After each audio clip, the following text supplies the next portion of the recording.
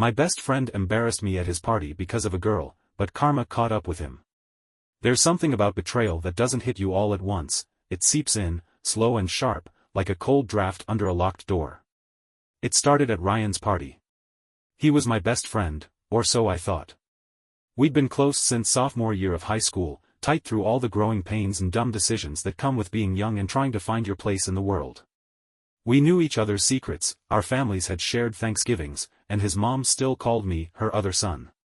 That night, none of that mattered. The party was one of those huge blowouts he loved to throw when his parents were out of town, red cups, pounding bass, and enough strangers wandering around his house to make it feel like no one actually belonged there. But I'd come anyway, out of habit, loyalty, and the tiny glimmer of hope that maybe tonight would be the night I finally got to talk to her. Her name was Marissa. And she was the problem. Not that she ever meant to be. She was quiet, kind, and had this soft way of looking at people that made you feel like you were the only one in the room. She and I had been talking for a while, nothing serious, just a few conversations at school, a couple of shared classes, one time when we'd gotten caught in the rain together and ended up laughing our way through a soaked mile-long walk home. She was warm. She saw me. And she liked me. I knew it. Everyone else seemed to know it, too. Including Ryan. But Ryan had a way of claiming things. He never said it outright, never looked me in the eye and said, "Back off, man," but he didn't have to. He made it known. He invited her to this party under the pretense of hanging out with a bunch of friends, but I knew the truth. He wanted her there. He wanted her to see his house, his crowd, his charm on full display. What he didn't expect was for her to spend most of the night talking to me. It started small, she found me in the kitchen, smiled like she'd been hoping to. We talked about our lit class, then music, then the weirdness of parties like this. Then she touched my arm when she laughed. And that's when it began. I didn't notice him watching us at first. But looking back, I can remember catching glimpses of him over her shoulder, tense smile, drink gripped too tightly, trying too hard to act like it didn't bother him. It did. When she went to grab a soda, he pounced. Not at her. At me. "Yo," he said, clapping a hand on my shoulder too hard. "Come with me for a sec." I should have seen it coming. Should have noticed the edge in his voice, the way he was already angry but trying to mask it with that fake party boy grin. I followed him into the hallway. It was quieter there, just the thump of music through the walls. "What's up?" I asked. He closed the door behind us. "Just us now." "You really gonna do that?" he said. "Do what?" "Don't play dumb, man. You know exactly what I'm talking about." "Marissa." I stared at him. "What about her?" "You know I like her. And she likes me." That was the wrong thing to say. I saw his jaw tighten, just slightly, and his eyes went cold. "So that's how it is?" "I didn't plan it. It just happened. I wasn't trying to." "You weren't trying to. You've been hanging around her for weeks. I thought we had a code." "A code?" I laughed, short and bitter. "What, you mean the one where you call dibs on girls who don't even like you back?" He stepped closer. "I brought you here. This is my house. My party. And you're walking around like you own the place." "I'm not walking around like anything. We were just talking. Maybe try talking to her instead of treating her like some trophy." That did it. He didn't hit me. No, Ryan was too calculated for that. What he did was worse. He opened the door and stepped out into the hallway where a bunch of people were gathering near the bathroom, waiting their turn, holding drinks, laughing, half listening. "Hey, everyone!" Ryan shouted, throwing an arm around my shoulder like we were still best friends. "Just want to let you all know that this guy thought it'd be cool to try and steal my girl tonight." "Real friend, huh?" People turned. Some laughed, unsure if it was a joke. Others watched with wide eyes.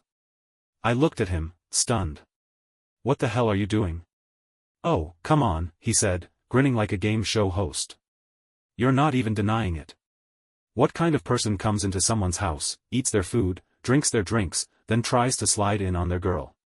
Man's got no shame." "Ryan," I said, voice low. "Stop." He didn't. "Maybe you should leave," he said.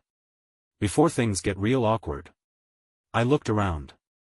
People were staring now. Whispering.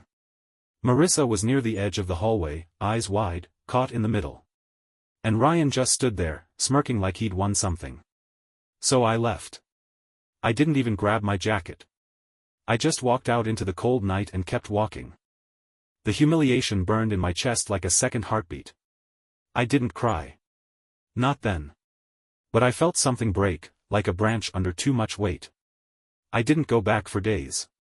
Ignored the texts, the DMs, the half-hearted apologies from people who were there. I didn't answer Marissa either. Not at first. Because I knew that night changed something. And Ryan? He'd crossed a line you don't come back from. But karma's funny like that. He didn't know it yet, but the world has a way of leveling itself. I didn't go to school the following Monday. Not because I was afraid of Ryan, but because I wasn't ready for the stares. The whispers. The way people start looking at you differently when you go from being the chill guy in the background to the dude who got humiliated at a party in front of half the senior class. But you can only dodge life for so long. By Tuesday, I showed up, hoodie up, headphones in, trying to slide through the halls like a ghost. People noticed. Some offered pitying looks. Some just stared. A few gave me the kind of smirks you give when you're enjoying someone else's downfall a little too much. And then there was Marissa. She caught up to me by my locker between third and fourth period. I saw her coming out of the corner of my eye, but pretended I didn't. "Hey," she said. I kept fiddling with the combination lock. "Hey. You okay?" I shrugged. "Peachy." She sighed. "Look, I don't know what Ryan was trying to prove the other night." "He was trying to prove he could humiliate me," I said, cutting her off. "And it worked." "He made a fool of himself," she replied. "Not you." I finally looked at her. She wasn't wearing makeup that day. Her hair was pulled back. She looked real. Tired, too. "You don't owe me anything," I said quietly. "Maybe not," she answered, "but I wanted to say I'm sorry. For not saying anything that night. For letting him say all that and not stepping in." I paused. "Why didn't you?" She hesitated. "Because I was shocked. Because I didn't know what to do. Because I didn't want to make it worse." "Pick any excuse, I've got plenty." I nodded slowly. "Thanks for telling me." Before she could say anything else, I grabbed my books and walked to class. I didn't trust myself to stand there much longer without either forgiving her too easily, or saying something I couldn't take back. By the end of the week, the buzz had died down. People moved on. There was always some new drama to latch onto. But the damage was done. Ryan had flipped a switch in our friendship that couldn't be unflipped. We didn't talk. Didn't text. Didn't make eye contact in the halls. It was like we'd never been friends at all. Then came the weird part. People started coming to me, quietly, cautiously, with their own stories. First it was Nate, a guy from our soccer team. "Yo," he said one afternoon as we were both leaving practice. "Sorry about what happened last week." Ryan was way out of line. I gave a noncommittal grunt. He scratched the back of his neck. "Look, man, I'm not trying to stir stuff, but he's done it before." I blinked. "Done what?" "Gotten all territorial over a girl. Threw a fit when she didn't like him back. He embarrassed Tyler junior year for talking to his ex." "You didn't hear?" I hadn't. But now I couldn't stop hearing. Over the next few days, it kept happening. Quiet voices. Side comments. "Yeah, Ryan's got a temper. He's not as chill as he acts. He once spread a rumor about a girl who turned him down, told people she cheated on her last boyfriend. And Marissa? She wasn't sticking around to play the role he wanted. Word got out that she'd blocked him. That she told him she wasn't interested, hadn't been from the start. That what she felt, was real, but it was never for him. That's when the shift began. See, Ryan's whole persona, cool guy, party host, friend to everyone, was built on the idea that he was untouchable. That he could say what he wanted, do what he wanted, and people would just laugh along. But high school has a funny memory. All it takes is one crack in the image for everything else to come pouring out. Someone found the screenshots. A text thread from a few months back where he talked trash about his own friends. Made fun of Nate. Called one of the girls in our friend group a charity case. Said some things about me that made my stomach twist, even after everything. The screenshots made their way around, as things do. And then he wasn't untouchable anymore. By the time March rolled around, I wasn't the one people were whispering about in the halls anymore. It was Ryan. The same people who used to circle around him like he was the sun now avoided him, or worse, confronted him. The first confrontation happened in the parking lot. I didn't see it, but I heard about it from 3 different people. Nate called him out. Loud. In front of everyone. You talk about loyalty like it's some kind of rulebook, but you've never been loyal to anyone but yourself. Ryan tried to laugh it off, but it didn't land. People didn't laugh with him. A few weeks later, he tried to apologize. I was at my locker again, funny how full circle life gets, when he walked up, hands shoved in his hoodie, looking like someone had deflated his entire ego. Hey, he muttered. I looked over my shoulder, almost amused. You need directions, or... I deserve that, he said quickly. Good. Then I don't have to say it. He was quiet for a moment. Then, I was mad. About Marissa. About you. But I shouldn't have done what I did. You think? I messed up. I stared at him for a long time. He looked tired. Not broken, Ryan was too proud to be broken, but cracked. Fraying at the edges. You embarrassed me in front of everyone, I said. I know. You turned people against me. I know. I waited, then asked, so why now? He shrugged. Because it's all falling apart, man.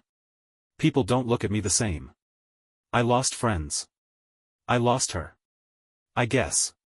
I don't know. I wanted to fix something. I nodded. You broke something you can't fix. But thanks for saying it. He looked surprised. That's it? What, you want forgiveness? A hug? I shook my head. I'm not angry anymore. I'm just done. I closed my locker and walked away. There's no dramatic ending to this part of the story. No explosion. No revenge montage. Just this quiet shift. Ryan got what was coming to him, not from me, but from the people who used to protect him. I didn't need to fight him. His own behavior did the work. Marissa and we started talking again. Slowly. Carefully. Not romantically, not yet. Just as 2 people who'd been caught in someone else's storm. And me? I realized something important.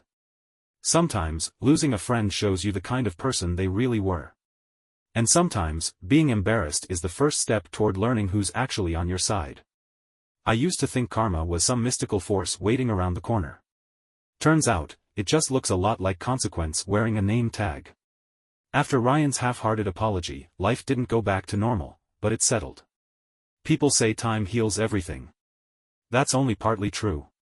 Time dulls the sting, sure. But it's the distance that does the real work. The distance between who you were and who you're becoming. Between where you stood the night your best friend sold you out, and where you end up when you decide not to let that define you. For me, that shift started slow. First came the silence, the strange, empty space where a friendship used to be. Ryan had been part of my everyday for years. We used to text dumb memes, play pickup games on the weekends, roast each other over cafeteria food. That silence left echoes. But after a while, I stopped reaching for my phone expecting a message that wasn't coming. Then came the rebuilding. People talk about getting over things like they're hurdles you jump once. But sometimes it's more like learning to walk with a limp. You move forward, but not without remembering the pain. I poured myself into other things, school, college applications, late-night workouts that left me too sore to think. And Marissa. We didn't start dating right away. That would have felt too neat, too scripted. What we did instead was real. We talked. We sat on the bleachers after class and shared stories that didn't have anything to do with Ryan or the party or what happened. Just her and me. Laughing. Listening. Building something that didn't depend on anyone else's approval.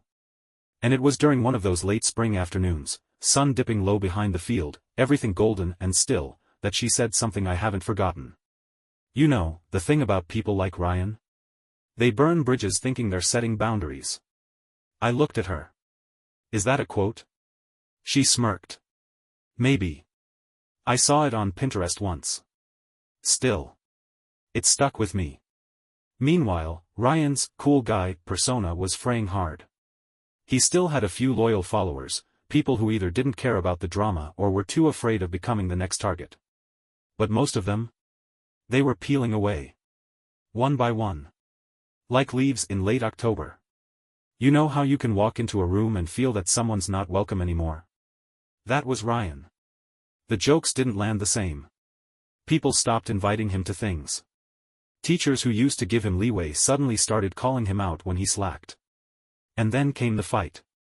Not between me and him. I'd already washed my hands of that. No, this was between Ryan and his older brother, Jason. It happened in the school parking lot one afternoon in April.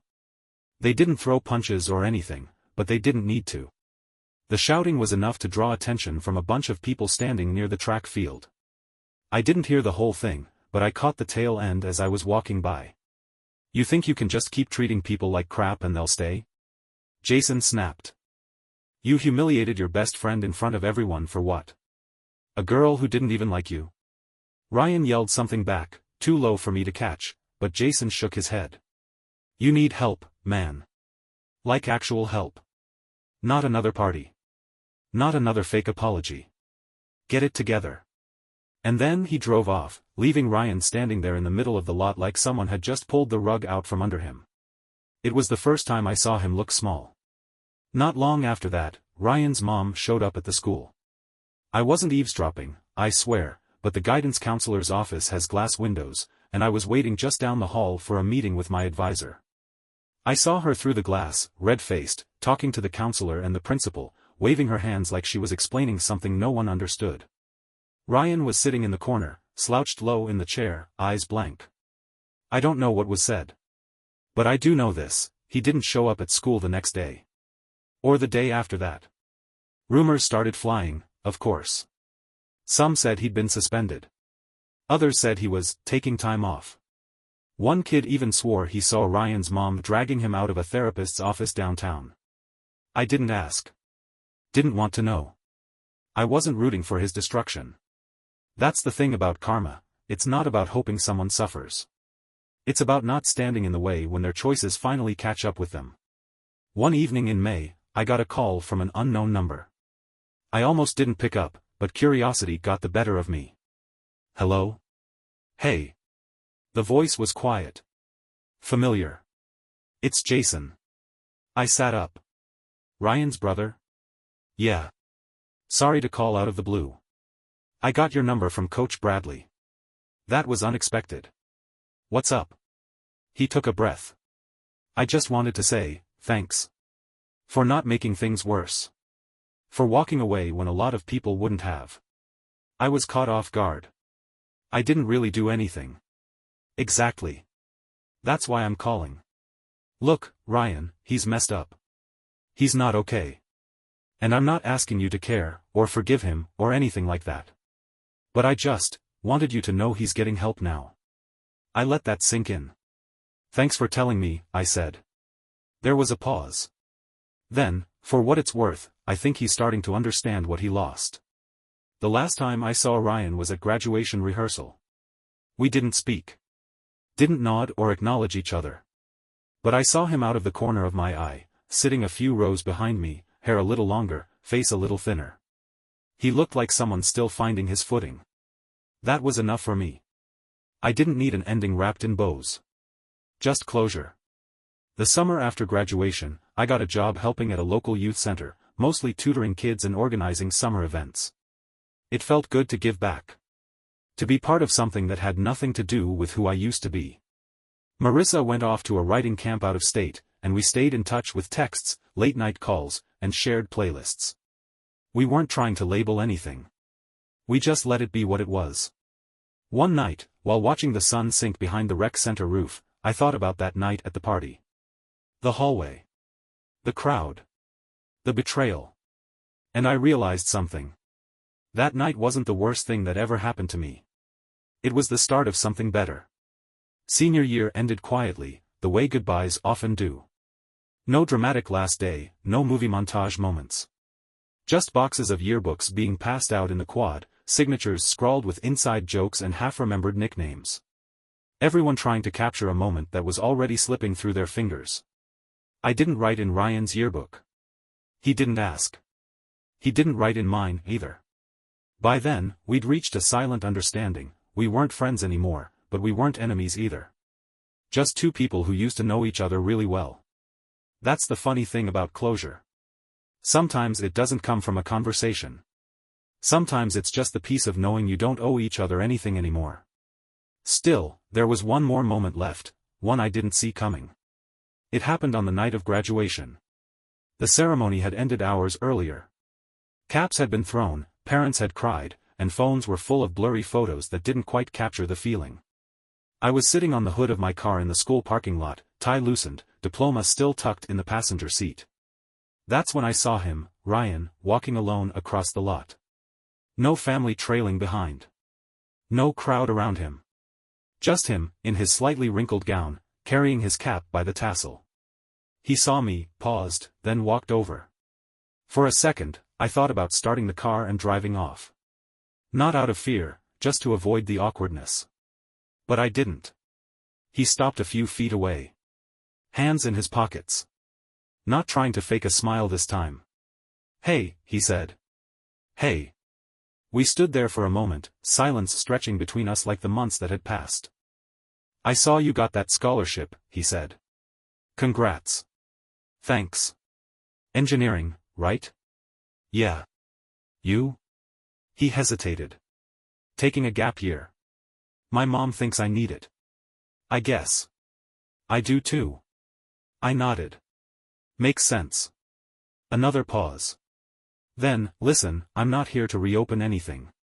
I just wanted to say. I get it now." I looked at him. "Get what?" "You," he said. "How much I screwed up. What I cost myself. Not just you as a friend, but people's respect. Trust.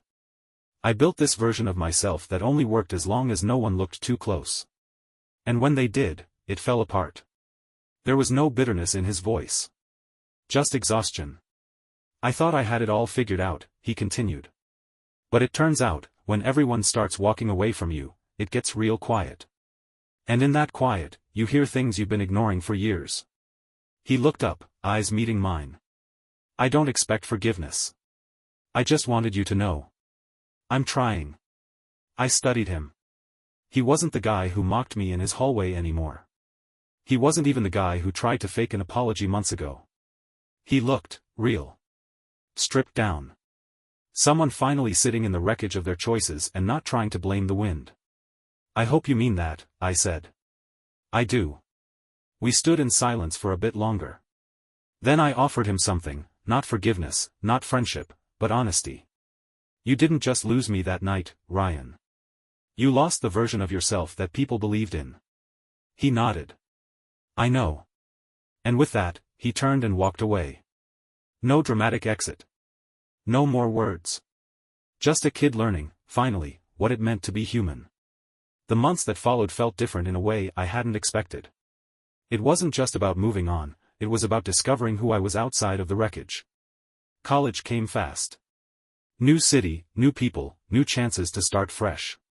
But the past didn't vanish, it just softened, like old scars that don't hurt anymore but still remember where they came from. Marissa and I stayed in touch over the summer.